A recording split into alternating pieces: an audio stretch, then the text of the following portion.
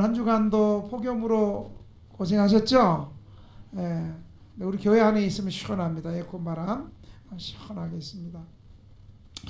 여러분 혹시 결혼식을 제주도에서 하신 분 계신가요? 제주도에서 하신 분. 나는 결혼을 제주도에 했다 하면 손 한번 들어보세요. 자, 제주도를 제외한 나머지는 대부분 결혼을 하면 며칠 해요 결혼식? 하루 당일에 결혼식을 손님을 초대해서 결혼식이 하루로 끝이 납니다. 그런데 여러분 제주도의 결혼식은 좀 달라요. 제주도의 결혼은 여러 가지 우리하고 좀 다른 게 있는데 많이 있는데 그 중에서 한 두 가지만 얘기를 하면 제주도는 결혼을 하루 하는 것이 아니고 3일 동안 합니다. 3일 동안 하는데 첫째 날은 동네 잔치를 해요. 이때 뭐 잡아요? 돼지를 잡아요. 그래서 손님이 많이 오면 돼지를 여러 마리 잡기도 하고 어떨 때는 이 돼지를 잡기 위해서 돼지를 대접하기 위해서 동네 사람들에게 돼지 대접하기 위해서 본인이 직접 결혼식에 대비해서 돼지를 키워가지고 돼지를 토실토실 저처럼 토실토실 잘 길러가지고 돼지를 잡기도 하는데 요즘에는 물어보니까 그렇지 않고 그냥 사서 잡는다고 해요. 이날 첫째 날이 동네 사람들을 초청해서 돼지 잡는 날이에요. 둘째 날은 어떤 날이냐면 가문잔치라고 해요. 가문잔치. 이때는 가족과 친척들을 초청해서 대접하는 날이에요. 이때 이제 친척들 가운데나 지인들 가운데 결혼식 3일이니까 결혼식 못 오는 사람은 이때 부조도 하고 그러는 날이 가문잔치예요. 이 가문잔치가 오히려 더 성대하게 우리 가문이 이렇게 좋은 가문이고 친척이 많습니다. 그래서 가문잔치를 성대하게 치른대요. 그리고 이제 비로소 셋째 날이 되면 본 결혼식을 치르면서 3일 동안의 긴 결혼식이 끝나게 됩니다.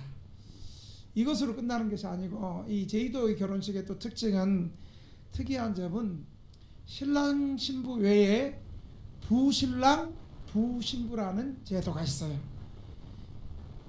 신랑과 신부가 결혼식을 위해서 자기가 가장 믿을 수 있는 친한 친구를 신랑은 부신랑을 뽑고 신부는 부신부를 뽑아서 당사자들이 신랑 신부가 결혼식에 온전히 집중할 수 있도록 온갖 굳은 일을 도맡아 주는데 부신랑은 신랑을 대신해서 결혼식 일정을 총괄합니다.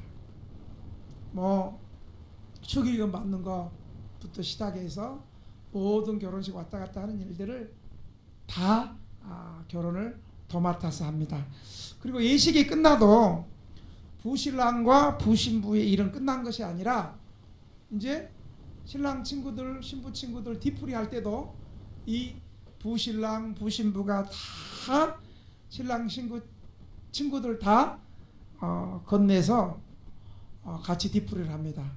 11월 달에 결혼할 일이 이 부부가 아주 주의 깊게 부신랑 부신부 구했어요. 제주도가 아니니까. 그래가지고 뒤풀이 하는데 뒤풀이 하면서 온갖 굳은 일은 다 하는 거예요. 그래서 이제 신랑 신부 친구들이 뒤풀이 하니까 축하한다고 어떤 샴페인이나 와인이나 이런 축하주를 주면 신랑 신부가 이 결혼하고 이제 새날을 출발하는데 너무 체하면 안 되잖아요. 그것까지 신랑 신부 친구들이 다 대신 마셔주고 그리고 신혼 첫날 밤을 잘 치를 수 있도록 호텔까지 숙소까지 데리고 가는 것도 누가 한다? 부신랑 부신부들이 하는 일이었습니다.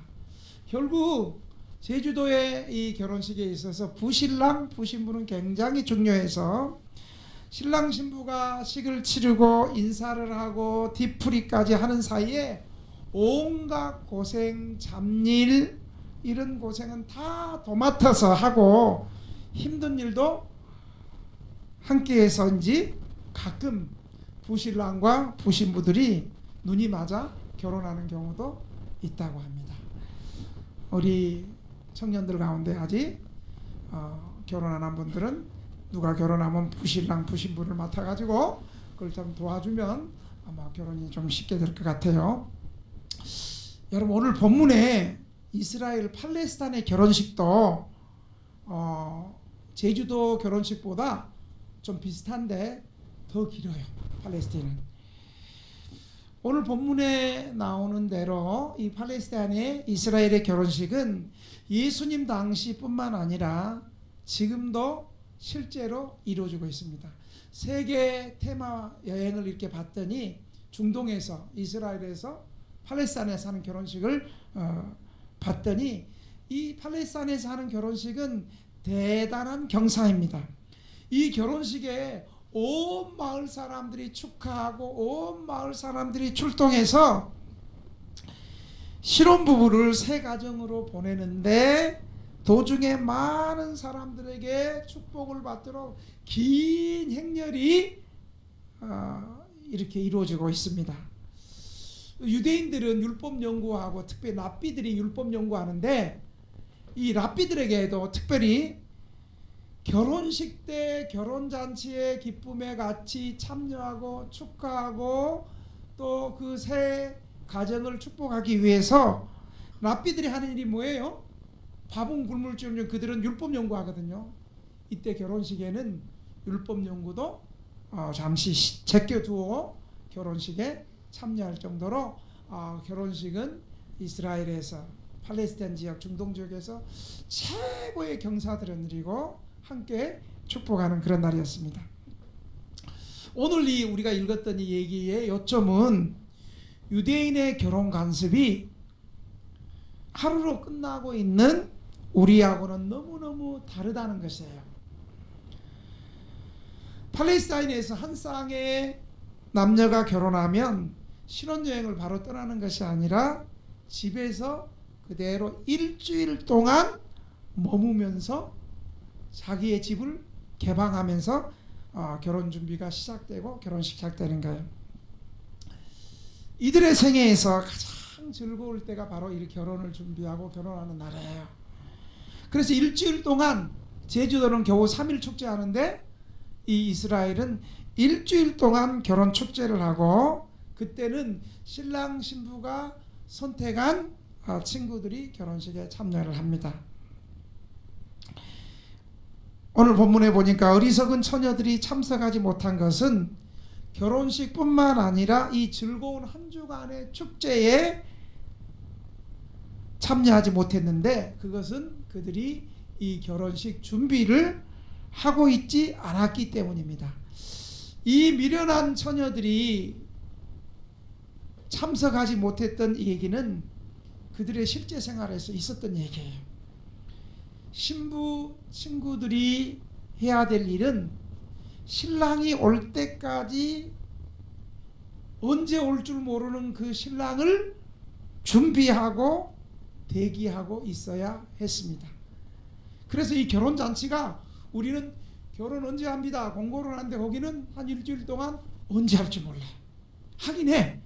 그런데 신랑이 오늘 저녁에 올지 아침에 올지 내일 올지 그 다음날 올지 셋째 날 올지 마지막 일주일에 올지는 확실하게 아무도 모른다는 거예요. 누구만 알아요? 신랑만 아는 거예요.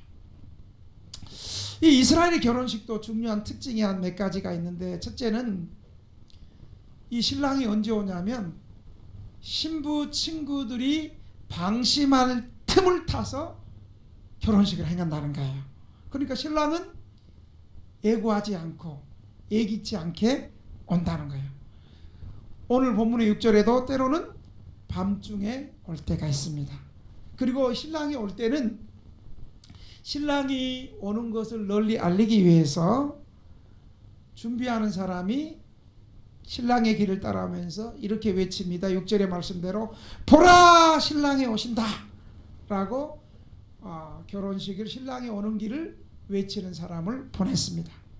그러므로 혼인잔치는 신랑이 오는 때가 언제라도 할 수 있도록 그를 영접하기 위해서 신부 친구들이 길에서 나가서 준비하고 있어야 했습니다. 두 번째로는 이스라엘의 결혼식 가운데 신랑이 언제 올지 모르니까 날이 어두울 때는 그냥 나가겠어요? 뭘 들고 가겠어요? 등불을 들고 가는 거예요. 여러분, 등불을 들고 가기 위해서는 등불만 들고 가야 돼요? 등불을 계속 지필 수 있도록 뭘 가지고 가야 돼요? 기름을 가지고 가는 거예요. 오늘 8절에도 보니까 이 미련한 다섯 처녀는 밤새도록 언제 올 줄 모르는 신랑을 준비하기 위해서 등불은 들고 나갔는데 이 기름을 준비하지 못했습니다. 그래서 이 미련한 다섯 처녀는, 슬기로운 다섯 처녀는 넉넉하게 기름을 준비했는데 이 미련한 다섯 처녀는 자기도 등을 들고 나가서 기름을 조금 준비해 가지고 이제 기름이 다 떨어져 갈 때가 있었어요. 그래서 슬기로운 다섯 처녀에게 우리 기름이 좀 떨어져 가니까 기름을 좀 빌려달라 그랬어요. 그래서 빌려줬어요? 안 빌려줬어요? 안 빌려줬어요. 여러분, 우리 인생에서 빌려줄 수 없는 것도 있다는 거예요. 여러분 기억하십시다. 이 슬기로운 다섯 처녀는 내가 너희에게 기름을 나눠주면 우리 기름도 꺼질 것 같으니까 차라리 기름 파는 데 가서 살아. 그리고 이 미련한 다섯 처녀들이 기름을 사랑하는 사이에 누가 왔어요? 그때 신랑이 온 거예요. 여러분 기억하십시다. 우리가 인생을 살면서 돈도 빌려줄 수도 있고 여러 가지 재능도 빌려줄 수 있고 필요한 거 빌려줄 수 있는데 인생에서 절대 빌려줄 수 없는 것도 있다는 사실 기억하시기를 바랍니다. 이 미련한 다섯 처녀들이 기름을 사러 가는 사이에 그때 누가 도착했어요? 신랑이 도착했어요. 여러분, 이스라엘 결혼식에서는 일단 신랑이 도착하면 그때부터 결혼식이 시작되는데 그때 결혼식 시작할 때는 문이 닫힌 후에 문이 닫히는 거예요. 그리고 문이 닫히고 오면 그동안 알고 지냈던 친하고 지냈던 친척이든 친하고 지냈던 사람들에게 그 잔치에 참여할 수 있는 기회를 냉정하게 주지 않는다는 거예요. 이보다 더 비극적인 것은 신랑이 밖을 내다보면서 그들이 누구인지 나는 너희 모른다. 냉정하게 말한다는 거예요. 어리석은 다섯 처녀들이 기름을 사오고 와서 이 신랑에게 와서 주여 주여 우리에게 열어주소서 이렇게 12절에 11절에 그렇게 말을 했습니다. 그랬더니 냉정하게 12절에 보니까 내가 너희를 알지 못하노라. 아는 사람이거든요. 그 전에 친하게도 지냈거든요. 그런데 기름을 준비하지 못하고 결혼식 신랑이 탁 도착하는 순간에 문이 탁 닫히면서 나는 너를 알지 못하는다. 우리도 예배 시간에 11시에 늦게 오는 사람은 문을 탁 닫히면서 나는 너를 알지 못하노라. 이렇게 했으면 좋겠어요? 누가 아멘 했어요? 아멘 한 사람도 안 하는 것 같은데 여러분 이보다 비극적인 일은 없습니다. 알고 지냈던 사람들에게도 결혼식이 신랑이 도착하니까 문이 탁 닫히면서 주여 주여 우리 열어주소서. 우리 알잖아요. 나 알잖아요. 열어주세요. 그랬더니 신랑이 문을 탁 닫히면서 얼굴 까면서 평소 알고 있었던 사람도 늦게 온 사람에 대해서는 냉정하고 근엄한 얼굴을 하면서 내가 너를 알지 못한다. 12절에 그렇게 말하는 거예요. 신랑의 이 대답은 예수님께서 마태복음 7장 21절에 나더러 주여 주여 하는 자마다 천국에 다 들어갈 것이 아니요 라는 말씀이 생각나게 하는 두려운 말씀이기도 합니다. 여러분 오늘 이 비유에서 혼인잔치는 천국을 상징하고 있습니다. 오랫동안 기다렸던 신랑은, 예기치 않게 왔던 이 신랑은 다시 오실 예수 그리스도, 이 땅에 반드시 재림하실 예수 그리스도를 말씀하고 있습니다. 신랑이 밤에 늦게 도착한 것은 하나님의 아들 메시아가 예기치 않는 때에 도둑처럼 이 땅에 재림하신다는 것을 우리에게 오늘 이 비유를 통해서 말해주고 있습니다. 신랑을 준비하지 못한 미련한 다섯처녀의 운명은 왜 비극적으로 이렇게 끝났습니까? 천국잔치에 들어가지 못하고 나는 너를 알지 못하는다 하고 왜 문이 닫혔습니까? 첫째, 주님이 밤중에 오신다는 것을 예비하지 못하고 있었습니다. 6절에 보면 신랑이 오므로 다 졸았어요. 장기의 문제가 아니에요. 기름을 준비한 슬기로운 다섯처녀도 잠을 잤고, 기름을 준비하지 못한 미련한 다섯 잠은 다 잤어요. 잠자는 게 잘못된 것이 아니라 신랑을 맞이했던 슬기로운 다섯처녀도, 미련한 다섯처녀도 다 같이 한밤중에 잤습니다. 여러분, 한밤중에 자는 것은 하나님의 창조 섭리 가운데 지극히 당연한 일이에요.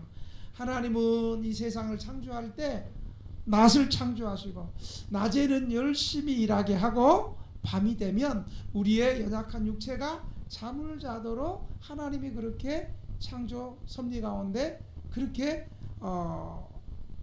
우리를 창조했어요. 그래서 밤에 안 자고 일하면 건강도 안 좋아지고 우리가 암을 이기는 그런 억제력도 약해져요. 그래서 여러분 직장에서 야간 근무하게 되면 야간 근무하고 싶어요? 낮 근무하고 싶어요?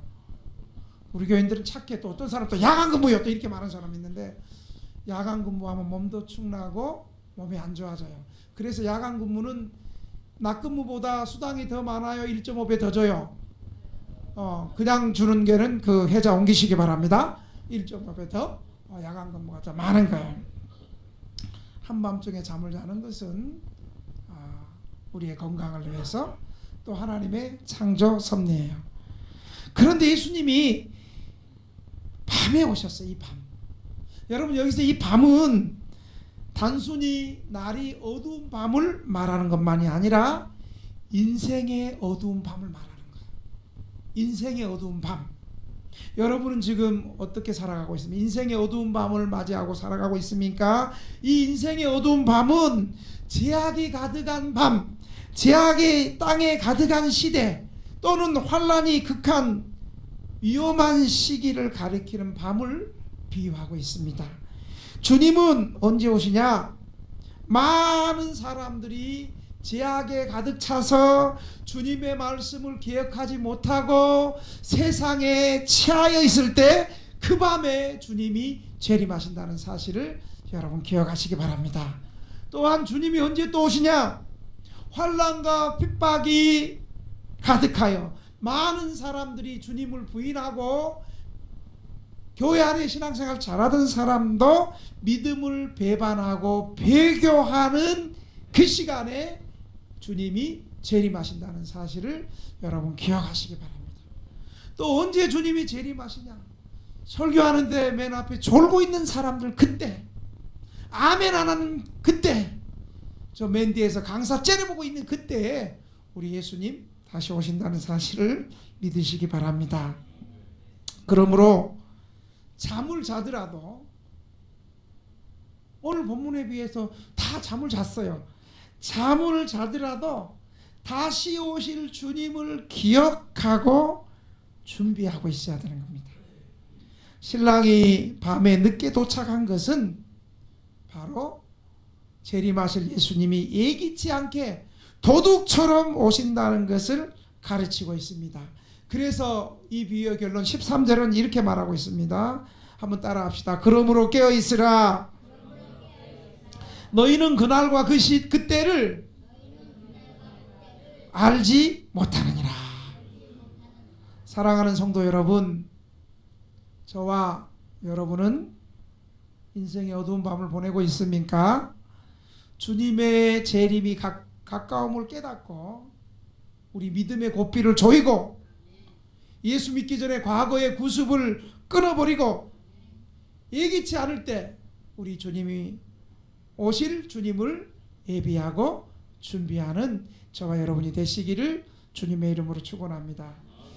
두 번째로 이 미련한 다섯 처녀는 왜 천국 문이 닫히는 그런 준비하지 못한 운명에 처했을까요? 주님이 늦게 오시는 것을 대비하지 못했습니다. 준비하지 못했습니다. 이 열 처녀 비유의 핵심은 슬기로운 다섯 처녀들은 준비하는 자들이라는 거예요. 한번 따라 합시다. 우리도 주님의 오심에 준비하는 자들이 됩시다. 오늘 본문의 10절에 보니까 그들이 살아간 사이에 신랑이 오므로 준비하였던 자들은, 그들이 살아간 사이, 그들은 누구예요? 기름을 준비하지 못한 미련한 다섯 처녀를 말하는데, 그들이 기름 준비 못해서 살아간 사이에 누가 왔어요? 신랑이 오므로 준비하였던 자들. 준비하였던 자들은 누구예요? 슬기로운 다섯 처녀를 말하는 거예요. 준비하였던 자들은 함께 혼인잔치에 들어가고 문은 닫힌지라. 이 슬기로운 다섯 처녀를 성경은 한마디로 준비하였던 자들이라고 말하는 거예요.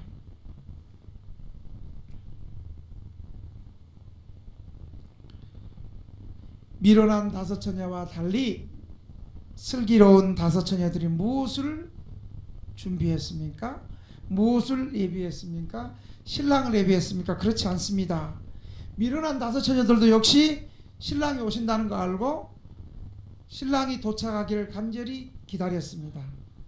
슬기 있는 처녀들은 신랑이 올 것을 당연히 믿고 신랑이 도착할 것을 예비하였던 것이 아니라 신랑이 오는데 늦게 올 것이다, 지연될 것에 대한 준비를 했던 것입니다. 그것은 바로 여분의 기름을 준비했다는 것입니다. 이 여분의 기름을 준비하면 신랑이 일찍 오든지 늦게 오든지 아무 상관없이 준비된 것입니다. 만일 신랑이 정시에 도착하면 슬기로운 처녀나 미련한 처녀나 모두 신랑을 즐거이 맞이하여 춤추며 잔치 자리에 다 같이 들어갔을 것입니다. 그러나 신랑은 정시에 오지 않았습니다. 한밤중에, 그것도 늦게 도착했습니다. 신랑의 도착이 늦어지고 지금 2000년이나 늦어진 지금에도 그리스도는 오시지 않았습니다. 여기서 슬기로운 사랑과 지혜로운 믿음의 사람, 슬기로운 믿음의 사람과 미련한 사람이 여기서 갈리는 거예요. 늦게, 아직도 예수님 2000년이 됐는데 오시지 않았는데, 여러분, 슬기로운 사람들은 주님의 재림이 늦어지는 경우를 대비하고 준비하는 사람들입니다. 어두운 밤에서 왜 예수님 아직도 안 오는 거야? 이렇게 조급해서 낙심하지 않고 오히려 예수님이 늦게 와도 믿음으로 인내하며 믿음의 뿌리를 더 늦게 오니까 깊이 내려서 흔들리지 않는 믿음의 사람들이라는 거예요. 슬기로운 다섯 처녀 같은 사람은 바로 이 믿음의 기름을 준비하는 사람들이에요. 여러분은 지금 믿음의 기름을 준비하고 있습니까? 그리고 신랑이 보이지 않을 때에도 하나님의 약속의 말씀을 믿고 주님의 승리를 믿고 기도하면서 소망 가운데 섬기는 기도의 사람들입니다. 이 다섯 처녀들은 바로 이 기도의 기름을 준비했던 사람이에요. 많은 사람들이 주님의 재림이 지연되면서 아이고 초대교회 때부터 2000년 동안 주님 오신다 그랬는데 오시게 뭘 오셔? 성경은 거짓이야. 성경은 예수님의 제자들이 그냥 자기들이 믿기 편하게 조작한 거야. 이렇게 이 말을 믿고 실망한 사람들은 이렇게 말하면서 물러설 것입니다. 이렇게 말할 것입니다. 신랑은 아직까지도 오지 않았어. 천국 혼인잔치나 원래부터 없었던 거요. 천국이란 있지도 않는 것이고 인생이란 그저 아무런 목표 없이 계속 돌고 돌고 도는 거요. 그러니까 젊었을 때 잘 놀고 노세 젊어서 노세 사람들이 이렇게 말할 것입니다. 그런데 여러분 그렇게 방심하고 그렇게 불신하고 그렇게 예수님의 제 이름을 믿지 않고 있을 때 어느 날 밤 길고 긴 밤 지속되는 한밤중에 온 세상이 전혀 기대하지도 않은 그때에 크게 외치는 소리가 있을 것입니다. 보라 신랑이로다. 마침내 우리가 오랫동안 기다렸던 우리 예수님이 오셨네. 모두 나와 우리 예수님을 맞이합시다. 여러분 이 예수님이 우리가 생각하는 것보다 늦게 오실 때에도 이 예수님을 준비할 수 있도록 믿음의 기름을 준비하시고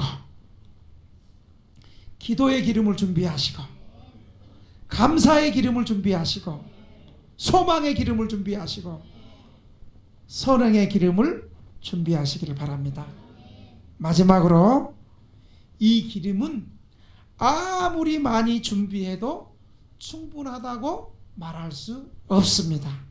늦게 오시는 주님을 대비해서 슬기롭고 지혜롭고 준비하는 사람들은 많은 기름을 준비해야 합니다. 여러분 다시 오실 주님을 믿습니까? 여러분 마태복음에서 지금 예수님의 비유를 몇 번 얘기하는 줄 아세요? 5번 얘기해요. 5번. 지금 제가 두 번 비유 설교했어요. 예수님의 재림이 분명하고 중요하고 예수님 재림하신다 해도 많은 사람이 늦게 오니까 예수님 재림이 어디 있어? 세상은 그냥 굴러가는 거야. 이렇게 믿는 사람이 없기 때문에 마태는 예수님의 제자 마태는 예수님 재림하신다는 걸 본인이 예수님과 함께 생활할 때 예수님의 말씀을 직접 들었고 예수님과 함께 생활을 했고 자기가 예수님과 거리 먼 돈에 눈이 어두워서 세금쟁이 할 때 예수님이 나를 따라오너라 자기를 예수님이 불러주신 그 예수님께 내가 다시 오리라는 직접 그 말씀을 들었기 때문에 이 예수님의 재림이 얼마나 중요한지 지금 5가지 비유를 통해 가지고 예수님 말씀하시는 거예요. 여러분 예수님을 준비하는 기름은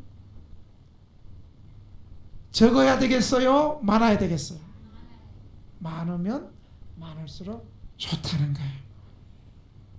여러분 어떤 기름을 준비하고 있습니까?